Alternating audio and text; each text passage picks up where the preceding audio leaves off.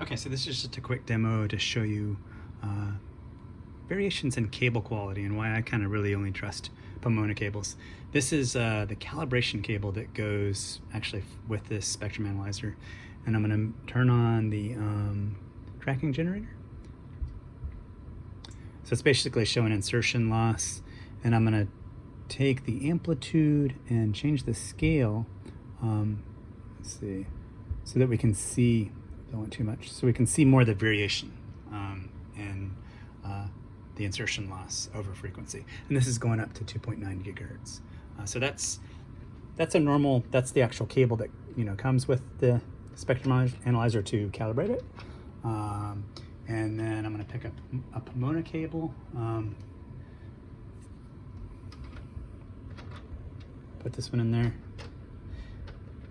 and it's roughly the same in terms of characteristics going across that frequency.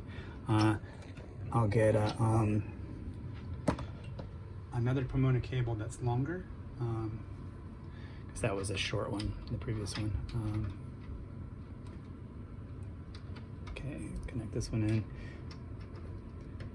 And you can see some greater loss at higher frequencies with this longer cable, but hey, it's still pretty good. Compared this with, here's a cable of about the same length, but it's a cheaper one that I got off of Amazon. The connections are not really that nice when you slide it in, but you might look at that and think that's good, but if you move the cable around, you can kind of see it's not a really good connection. And sometimes you'll have a dropout in certain areas. This one's not doing it right now, but you'll get like a, like a several dB dropout in the middle. You can kind of see it doing it every now and then. Let's see, the next cable will be, let's see, this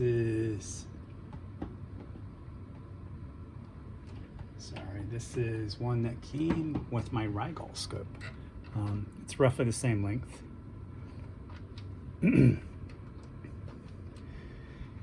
you can see that that one's got like lots of interesting, I don't know, insertion loss at lower frequencies. So don't really trust this one. I mean, you can, it's not that bad, but it just does show you, like when you magnify the scale, you can see more. And then this is, these are some cables that I thought were pretty good. They're from CalTest. I got these off of Tech Equipment. Get in there. And you can see the mess that that one has, especially at higher frequencies. So anyway, that's why I pretty much trust Pomona cables for, for like BNC kind of stuff. Pomona cables are the best. At least they're reliable. They're fairly standard. They work, and they have repeatable characteristics. For even higher frequency stuff, I like these kind of like mini circuits cables you can get for SMA style stuff. I've never really, I guess you could get some cheaper ones to compare those to and do the insertion loss on those.